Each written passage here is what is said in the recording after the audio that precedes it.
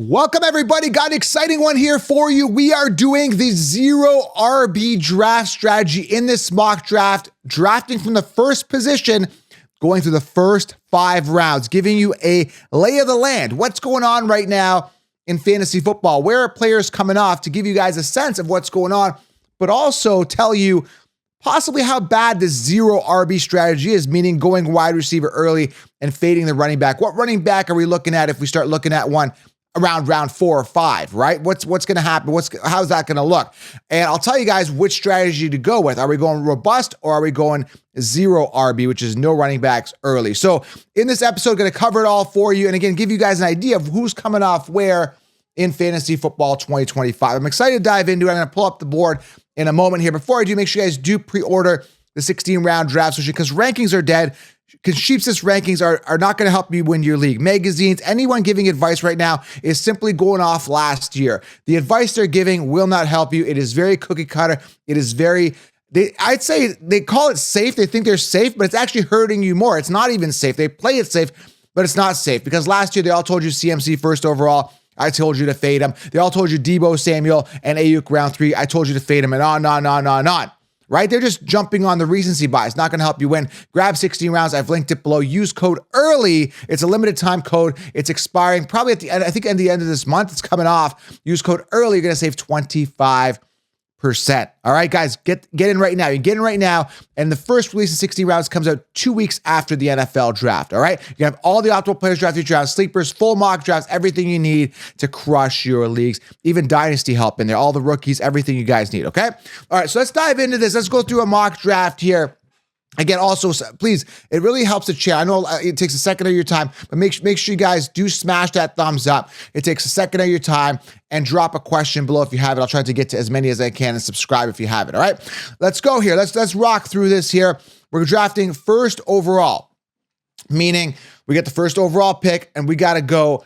We're going zero RB, which means we got to get a wide receiver. So what I'm simply going to do here is I'm going to filter by wide receiver. Now, you got Ja'Marr Chase here as almost kind of like the obvious pick. You know, you might want to consider him. It almost seems like I got to go Ja'Marr Chase, but I want to just make you guys think about a couple things. Players coming off pinnacle years. Now, it's typically more with running backs tend to decline. Wide receivers can't have multiple years of succession. We had Antonio Brown for years. You know, I remember the 2015 to like 2018. He was doing really well in the late 2010s there.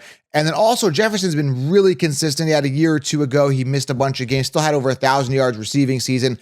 So wide receivers tend to be a little more consistent, I would say, although they do drop off, right? When you look at a guy like Cooper Kupp years ago, and I told you, fade Cooper Kupp after his 2021 year, I think it was, that big year. I said, don't draft him the year after. Sure enough, he busted. So that being said, I still do think Chase is a safe bet, but I'm personally going running back early. I'm looking at the best running back. Could Saquon have a decline? Yes. Byjan, Gibbs, all these guys. Henry, I think, could have a decline year as well. But when I'm looking at wide receiver, especially with the first overall pick here, it's hard to pass up on Chase. Now, it's kind of funny. I did a video recently with Ja'Marr Chase I don't even want to say he was speeding because you can't tell if he's speeding, but he did a video where him and his friends, I think it was T. Higgins and other people, were in their McLarens and Lambos, and they were, you know, kind of weaving in traffic, no signals, accelerating, lining up to what looked like a race, but it wasn't. I don't know if it was a race, but I'm telling you, if 3 cars line up, right? If I'm with my buddies, right? And 3 of us line up in 3 lanes in Florida, and we all hit the accelerator, even though we're not speeding, it may look and simulate that we're looking like we're going to race. And if you watch this video, go to my Insta. It actually went kind of viral. It's got hundreds of thousands of views. Go check it out. And I think Ja'Marr Chase originally posted this on his YouTube channel. He doesn't have a huge following on YouTube, but either way, he did that. And it looks like they're racing. And again, I can't say that they're racing. I can't say that they're speeding because you can't tell, right? But it just doesn't look very safe. So that's my opinion on that. And that being said, going back to Chase, he just got paid a mega contract, right? And he's out there doing what he's doing with his Lambos. I mean, he's got a full belly if you think of it from a money's term. So I don't know, man. I still think Jefferson's the safer bet. Now you got question marks with him, right? Who's going to be quarterback? Is McCarthy going to be the guy? What are they doing at quarterback? Do we trust McCarthy? And some people say yes, no matter who's at quarterback, you could trust him. And that could be possible based on his skill and his volume. And then you got CeeDee Lamb, who had a bit of a down here. Then you got Nico Collins, right? Puka, I don't really trust as well. He just came out and said he's going to retire by 30. Then you got Amon-Ra, which is safe. Again, I don't really feel comfortable. If I'm going to go with somebody, it's got to be Chase. You know, I'm going to go with Chase here. I don't feel comfortable with this based on what I just told you, but I don't know the situation with Justin Jefferson. I really don't, okay? Now, we're going to be implementing the zero RB, meaning we're going to be fading the running back position. So let's see how the first round looked. If you're listening in the car, I'm going to run through this with you, okay? Jamar Chase, Saquon Barkley, Bai Jan. Genti comes off at the 104. Now, we don't know where he's going to land. This is prior to the NFL draft. It could be on the Cowboys. It could be on the Raiders. Wherever he goes, he should be the workhorse running back based on the caliber of talent that he is. We're talking explosive. He's awesome. He's great vision, amazing cutting ability, breakaway speed. He's everything you want in a running back. And I'm excited for him. I just hope he doesn't end up in a committee. So he's coming off early, and he's going to be coming off probably in the first round, especially when we know where his landing spot is. Then we see Jefferson at 5, Gibbs, Lamb, Nico Collins, Derrick Henry, Jonathan Taylor, Amon-Ra, and Puka to round out the first round. I think Puka is expensive. I think Henry takes a decline coming off a pinnacle year, although on a good offense, I still think that there might be a decline there. Okay, so that's what your first round is typically going to look like, give or take. This is a one quarterback, 12-person PPR league, and we're trying to go zero RB. But what you're going to notice here, I talked about it in my last mock draft, is that a lot of running backs are coming off early in the first 2 rounds. I think we had 12 running backs come off in the first 2 rounds in the last mock draft. It's more and more the strategy that I've been talking about because there's only like a handful, 1 or 2 handfuls, almost barely 2 handfuls of running backs that have no committee. The committee seems to be the approach that everybody's taking.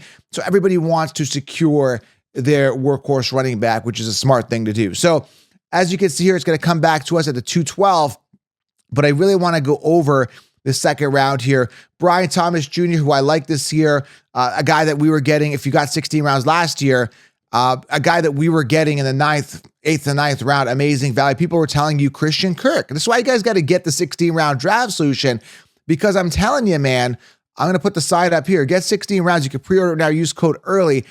It's like everybody's telling you Christian Kirk last year. Draft Christian Kirk ahead of Brian Thomas, they said, right? Not going to help you.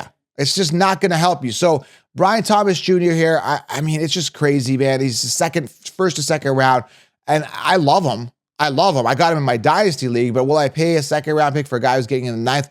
I may be looking down road, getting my running backs here in the first 2 rounds and waiting, okay, to get wide receivers later. And there's a ton of value still. Like Marvin Harrison Jr. is a value this year, who was coming off in the second round last year. He should take a step up, and that's just one example. I'm going to keep, kind of hammering that point home. So Brock Bowers, again, another guy that was off the radar, all of a sudden the top tight end. What happened to your Laporta that you guys loved? Devin Achane, Josh Jacobs, A.J. Brown, Malik, I really like this year. Chase Brown, we're going to have to see what the NFL draft has, coming his way. I see him being in a committee. He's not going to be this expensive. He's a good running back. He's a 4th or 5th round pick. 4th or 5th round pick running backs just aren't valued in the eyes of NFL teams. They always end up drafting someone else. I'm going to keep saying this and saying this and saying this. Tyler Algier. He had a good 1,000-yard rushing season. They still drafted Bai Jan because he was a 4th or 5th round pick in the prior year. So Chase Brown just doesn't get the respect I don't think he deserves. Now, if he comes out of this draft and they don't draft a running back, oh my God, Chase Brown is going to the moon. But I doubt it, right? Bucky Irving, another guy that was off the radar last year. Everyone told you Rachaad White. I was telling you stash Bucky. Bucky's the guy. Drake London, Breece Hall, Kyron Williams, who I like this year. And then we're back to us on the second round pick here, okay? So we're looking at wide receiver. Now, I take a look at the wide receivers. I don't really like what I see because I was getting Ladd McConkey round 7 to 9 last year. Now he's inflated up. It kind of sucks, right? Like guys like Brian Thomas and Ladd were on all my teams last year, but I didn't have to pay a 2nd or 3rd round pick. And this is exactly what I'm talking about. I want to hammer this home, right? Ladd McConkey, Brian Thomas Jr. were on all my teams last year. I didn't have to pay a 2nd round pick. I want to just keep hammering that point home, telling you that you can get value at wide receiver after you've secured your running backs. Last year, I was drafting later in rounds. I was securing Saquon Barkley. At the end of round 1, I was getting Derrick Henry, and I was anchoring my team with Josh Allen in round 3. Why was I going Josh Allen round 3? Because I liked the value. I knew the upside. I liked what I was getting in round 3 compared to the other options like Nico Collins, who didn't finish the entire year, like Deebo Samuel, like Brandon Ayuk, who were coming off round 3, which were waste of picks, and I saw that they were waste of picks. I knew that they were waste of picks. So I was getting the value. So that's exactly what I talk about in 16 rounds. So who am I going to go here with? I don't like these options, but again, we're trying this strategy. We're rolling with this 0 RB, and I'm almost forced to go Ladd McConkey here. He's the best available. Now, I typically don't go for best available, but I compare him to T. Higgins when I know T. Higgins is the wide receiver too. And it's so funny that we're back into the same situation where T. Higgins is back to a round 2 to 3 guy. Last year, he was not, but the year before he was, and he busted. So now he's paid, he's incentivized. We know he's a clear-cut 2 on the team. I'm not doing it, man. I'm not going Higgins here. I will not surrender my team and settle for a guy who I know is a wide receiver 2 on his team. I'm just not doing it. McLaurin's the one. I do love Daniels a lot. I'm just not a believer in McLaurin, but Tyreek Hill, I think Evans is safe, but he's kind of over the hill. Jackson Smith has got some upside. He's tempting here because he's not going to come back on the turn. I don't know, man. I'm a Herbert believer. I got to go McConkey here, but I don't like this strategy. And we're going to go another wide receiver, or let's take a quick glance at tight end, maybe a Kittle or someone like that. Take a quick glance at the best available quarterback. Maybe we get Josh Allen because he might not come back on the turn. But all we're doing is fading running backs. And by doing so, we're already starting to run into running backs here where our best available running back, even in round 3, would be James Cook, Christian McCaffrey, who I think is decent value in round 3, which I mentioned in the last mock draft. So I hope you guys are taking notes because there's a lot I'm covering here that makes a lot of sense. But since we're going 0 RB, we're not even going to look at running backs in round 3. So I got to go McLaurin here. I just like Daniels. I mean, this sucks. I mean, these are decent wide receivers, but when we get to want to get a running back, which we're going to do here in round 4 and 5, we're going to see who the best available is, which we're going to get into 1 second here, which you can already see here. It's Tyrone Tracy as my RB1. I don't feel comfortable with that. So let's go through here real quickly. But I'll tell you something to mitigate the risk if you are going to your RB. Terry McLaurin, Josh Allen, he came off right after. So if you don't go Josh Allen here, he's gone. Kittle, Higgins, James Cook, Lamar Jackson, who, by the way, has got an acting career going. He's out there acting, which I think is a total waste of focus. That's my opinion.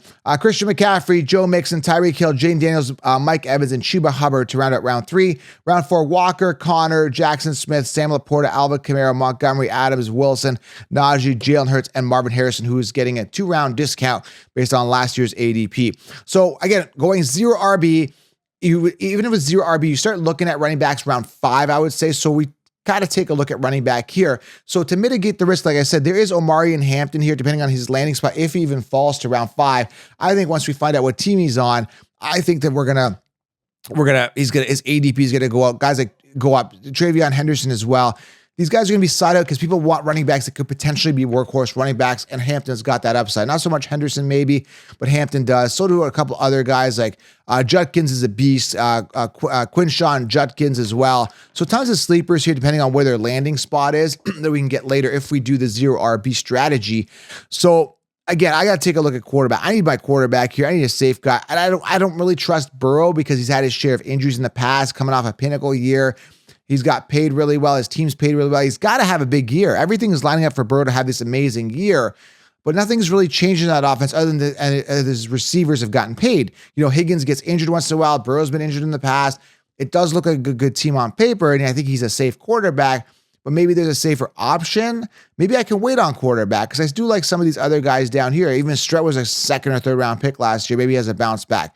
So I still think I could wait on quarterback here. I'm going to take a quick glance again at wide receiver, a tight end here. You might want to get a tight end, but again, with tight end, I typically wait. But since again, I'm going 0 RB, I kind of have to look at a tight end here. If I go another wide receiver, I think it's kind of silly to have 4 wide receivers when I need to address other positions, even though I'm going 0 RB. I need a running back here. So let's just go with a quarterback. I think Goff is going to be safe. I think the Lions have a good year. If you want a safe quarterback, doesn't have the running upside, but she's going to get you 15 to 20 points a week, I think Goff is a safe bet. It just sucks I missed out on Allen. I don't get Lamar. I don't get Daniels. Daniels went off in the 3rd. And that's what you do here. If you go wide receiver here, you're almost better off, even with 0 RB, going a quarterback here in the 3rd and getting another wide receiver here in 4. But here we are now. We've done what we've done, and we got to make the best out of it. So, Baker, I think he's a little overrated. I think he's good. I don't think he's great. And, it sucks. I'm just going to go Burrow here because just based on that offense. And again, I'm not excited about it. I'm going to back him up with another quarterback later. But let's just go here with a running back here. Now we kind of have to address running back.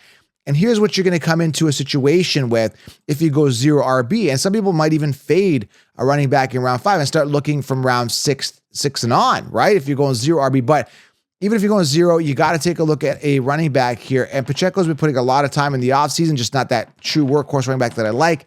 Aaron Jones, I don't trust over the hill. Tony Pollard, I don't trust. That offense, are they going to get Cam Ward? Are they going to get a new quarterback? Are they going to get Ward? Are they going to get another quarterback? What are they doing here? Are the Titans? And Spears, does he take a step up this year? I'm just not sold on Pollard, not sold on Brian Robinson Jr. Hampton depends on where his landing spot is. Could be special, but you could take a risk on a rookie and an uncertainty at this point. You know, Bigsby could be the guy. You know, there is some good value. You could, you know, guys that could be ones, like I said, Judkins could be good. Other rookies that could be good, like Sampson could be good, depending on where they land. Caleb Johnson, I like, right? So there is some really good. Devin Neal. I don't know where these guys are landing. So we need a safe running back. I still don't feel safe here in round 5.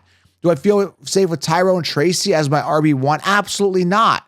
But if I end up going 0 RB, I can get Tracy here. Let's go with Tracy, for example, and I can get a bunch of rookies later on and still possibly fill my running back gap with 2 workhorse running backs. It is a deep running back class this year, everybody, right?